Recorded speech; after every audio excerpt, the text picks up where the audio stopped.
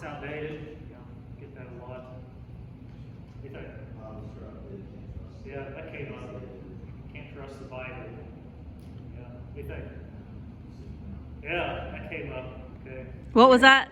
What? What was that last one? Not inclusive enough. It's not inclusive enough. Okay. So here we go. I'm not going to deliberate much on these. Number one, I don't know if these are like in order, but it says the exclusivity of salvation. What is that? Yeah. How can you say, I got my best friend, guy I work with, my roommate, he's a Muslim man, he's the nicest guy.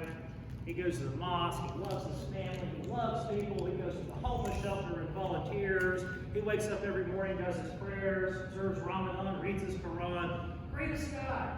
Do you really believe? Just because this guy didn't believe in Jesus, they believe in Jesus, just not the way you do. You think he's going to burn in hell forever for that? Come on, man. That's not very inclusive.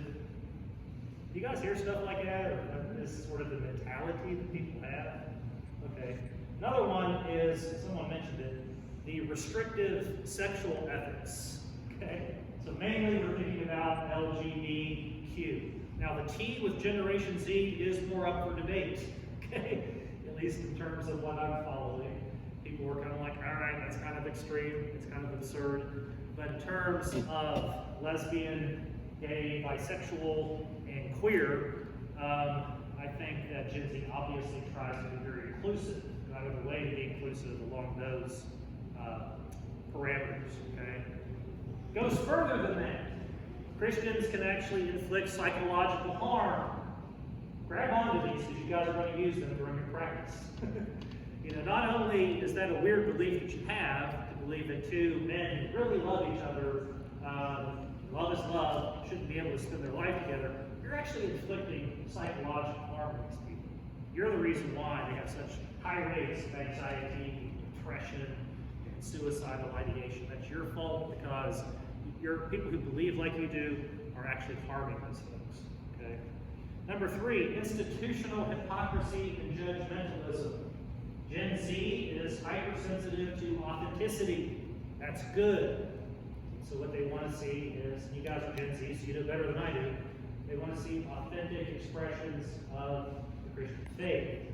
So the flip side of that is, for example, and I'm not getting into this, the specifics, but the conflation of biblical Christianity, evangelical Christianity, and things like nationalism, MAGA, okay, that can be a problem for a lot of people.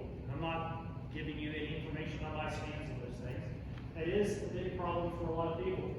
Okay, for example, Jesus loved everybody. He welcomed the foreigner. You guys hear stuff like this? Jesus welcomed the foreigner. In fact, the Old Testament and New Testament was all about welcoming the stranger, sacrificing for them. And you support this guy who is sending ICE to raid facilities and drive people out of the country and doing exactly the opposite of what Jesus commanded us to do. How can you claim to be a true follower of Christ? So that's a real objection. It's one you're going to bump up against. Number 4, theodicy. We kind of hit upon this last week, but the idea of how can a loving God and an all-powerful God allow things like pain, suffering, and evil in the world. Okay, so we kind of covered that last week. Number 5, social injustices. You knew that was coming. Social justice, or the flip side of that, of course, is social injustice, and especially with respect to the Old Testament. And you have Israel going in and committing genocide, and the laws that God gives they're sexist, they're racist, they're genocidal. The God of the Old Testament, he is a moral monster, and so either that God doesn't exist, and this is just nationalistic propaganda, right, that inspired the nation of Israel, or worse, a higher power like that does exist, but you know what? I don't want to follow a God like that. I think I'm a better person morally than that God is. One of the things I used to say when I was a professing atheist, and I stole it from other people, I said, this is the kind of God you believe in, the God that would command 1 Samuel 15, 2 and 3. Well, I know I am a better person. I'm not a great person, but I tell you what, I'm not commanding anybody to go in and kill children and women and animals just because these people are of a different race. I'm not like that. I'm better than your God, and so are you, right? In fact, the very year that I left atheism and came to believe in Jesus, I'll track it down, I should have done that. I wrote a write-in opinion column to the Red and Black, which was still published daily back there, the UGA student newspaper, and that was the whole thesis of it. The Rob Bell book had just come out. Love Wins, and you guys probably don't know who that is, but he was an evangelical Christian and became very theologically liberal, and it was like, hell doesn't exist, and that God is not going to send anybody to hell, that's not real. And a lot of these stories are just obviously embellished in the Old Testament. God wouldn't have done anything like that. God's okay with homosexual marriage. And so I wrote in to say, yeah, not only is Rob Bell right, but now he's coming finally, at least some Christians are wising up, and they're admitting what we atheists have been saying for a very long time, that is, you are better than your God. You Bible-believing Christians are better people than your God is. And so you kind of catch the sense of that, okay? So, for example, God condoned slavery. The Old Testament God condoned slavery. I can't worship the God like that. Have y'all heard stuff like that before? Okay, it's out there. You talk to enough people, you're going to bump up against it, and guess what? It's a good question. It's a legitimate question, and hopefully we have to be prepared to have these kinds of discussions. All right? And then it gave me a number 6, even though I didn't ask for it, because I guess it's right up there, biblical inerrancy.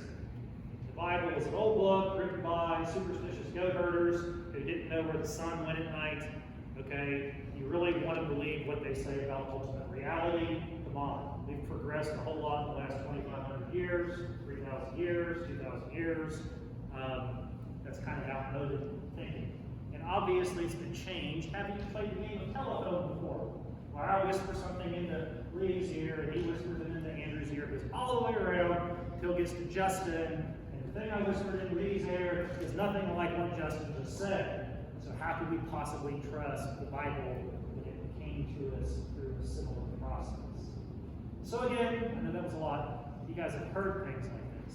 So what we want to do, I want to give you a few tactics, and then I want to spend the rest of the time practicing them.